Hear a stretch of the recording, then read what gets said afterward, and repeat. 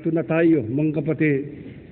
Huwag kayong uuwi na hindi niyo nakukuha ang basbas, pag-ibig at pagmamahal ng Diyos.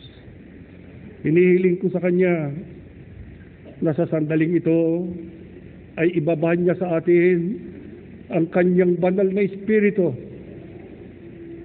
Ibabahan niya sa kapulungan ito ang isang malakas na kapangyarihan na siyang pupukaw sa ating damdamin para tayo magpanibagong sigla at magpanibagong lakas at hawakan nating buong giting at tatag ang pananagutang tinanggap natin sa Diyos.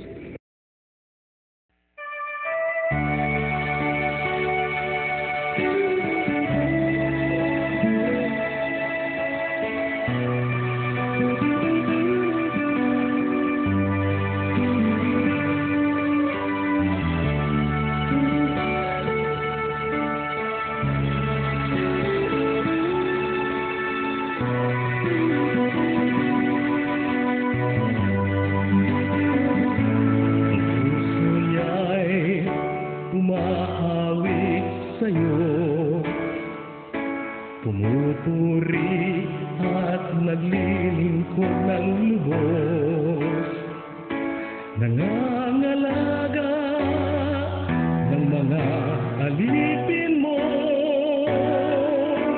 ng mga sumusunod sa'yo.